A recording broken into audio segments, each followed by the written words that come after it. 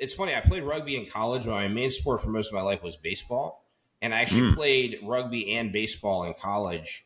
And I mean, probably in like middle school, I started to really want to be a professional baseball player. And I continued to want to do that through high school. And I mean, when I was in college, I still wanted to be a professional baseball player, but like I was playing at a Division III college. So my odds weren't great, but it was a matter of not being good enough, not wanting to. I still wanted to at that point in my life.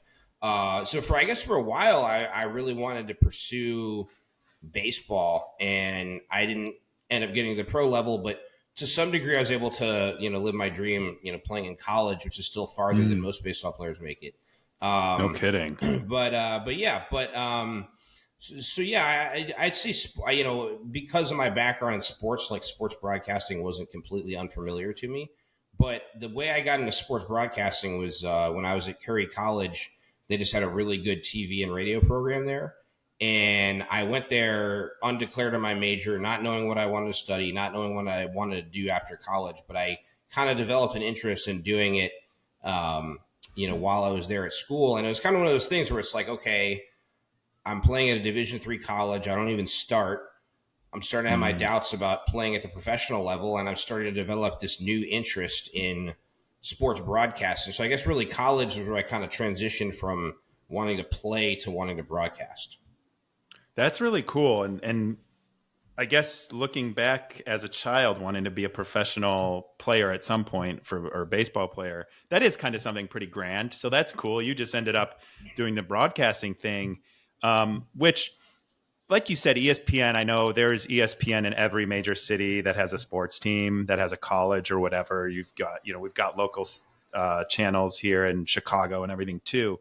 But getting into that, I would imagine it's not as easy as some of the other things you could have chosen to do. Probably not as hard as professional baseball, but not something that's easy. So when you left school, what did you do? Like, I wouldn't even know where to start. Do they teach you that in school? Because I felt like I never to a degree. Although Okay. also, I forgot to mention my other dream growing up was to be on Love Is Blind. But when I applied, they said we took Nick Thompson for the last position on the show. We're very sorry. So I wanted to be you my whole life, but it didn't work out. You don't want to be me. But who knows? But it's funny because in college, so Curry College where I went, they had a good program for internships. So they hooked me up with a few different internships while I was there. So I was able to build a network and a resume while I was still in school. I mean, if you graduate college with no connections and no resume and try to get into sports broadcasting, it's extremely hard.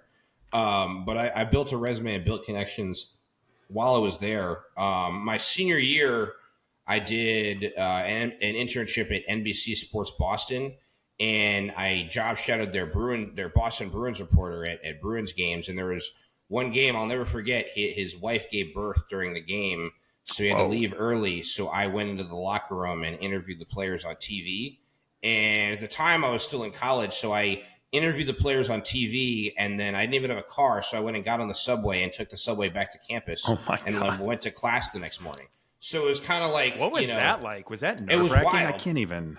I mean, no, but I don't know. I think I developed this play sports. I developed kind of like a fuck you mentality where it's like if I played against athletes who are better than I was, I thought I could beat them, and I thought I was better than them even if I wasn't. And it was kind of like as an intern going in there interviewing professional athletes, I was kind of over my head, but I just have this like mindset I've developed where just, nothing is off limits, nothing is over my head. And so that mindset helps you in that situation. Yeah. So I wouldn't say I was nervous, but that being said, it was strange though, because, you interview the players on TV, you walk to the subway station, you're sitting there in your suit at the subway stop. No one has any idea that you were just in the Bruins locker room.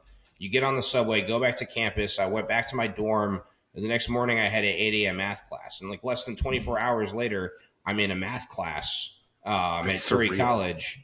Because I didn't take any math classes the entire time I was there. And you had to take one math class in order to graduate. So I took it in my last semester of senior year. It's a class called Topics of Contemporary Math, which means to take it if you Yeah, it That's means the it's yeah. the what you take. It should be called like I didn't take any math and I need a diploma. That's what they should call the class. But yeah. So I went to topics in contemporary math, which I was taking pass fail. I actually managed to get a P that semester. No big deal. I'm kind of a fucking scholar. But yeah, I went to So what topics were in some of the things they taught you in that?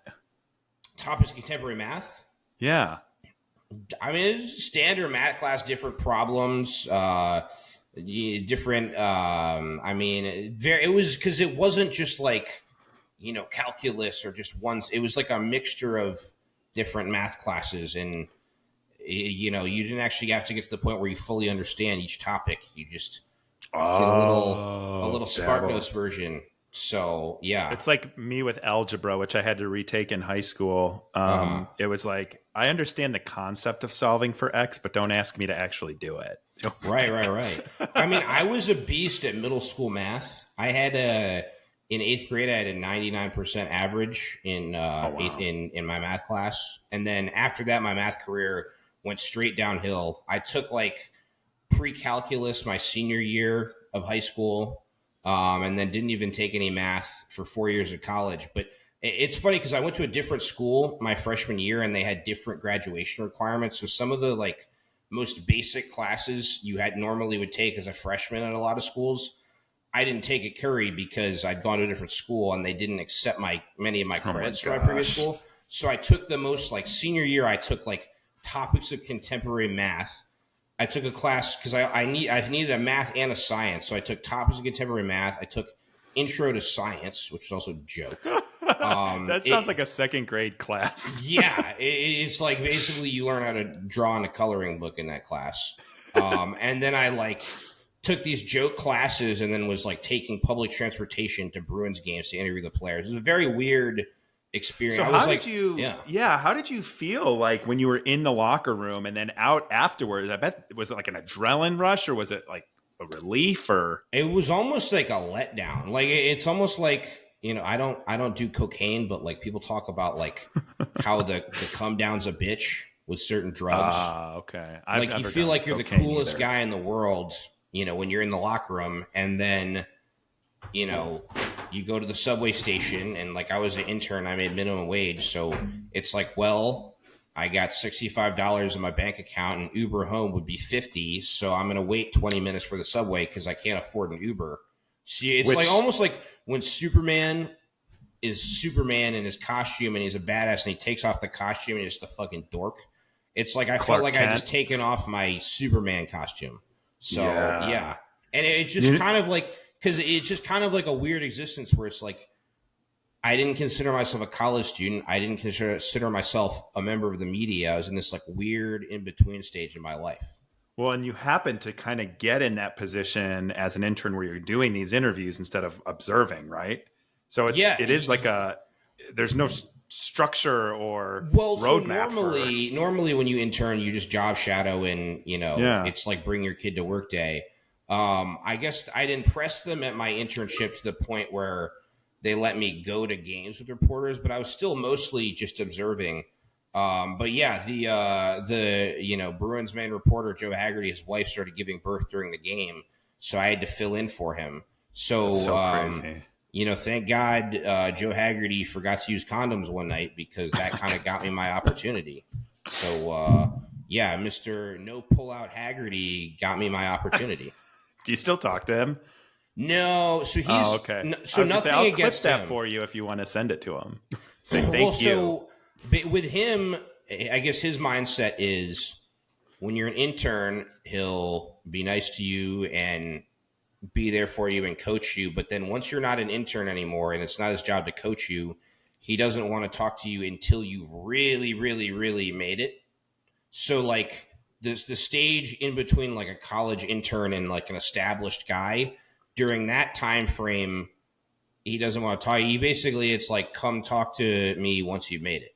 Right. So it's funny because I remember like when I shadowed him at that game before he left to go witness the birth of his child, he was cool as hell, very nice. But then I requested him on LinkedIn after the game and he declined it. And he's like, "Well, He I'll act." declined a LinkedIn request. Yes, it was like Oh it's my one of those god. things. It's like, yeah, I'll be cool to you while you're interning. But I mean, you're not worthy A of LinkedIn request, being though. my LinkedIn contact. So, yeah. I mean, I don't know. Just But- so you but- know, every intern I've ever worked with, I'm connected with on LinkedIn. Right. And it's nice to see their career progression and follow them along. 100%.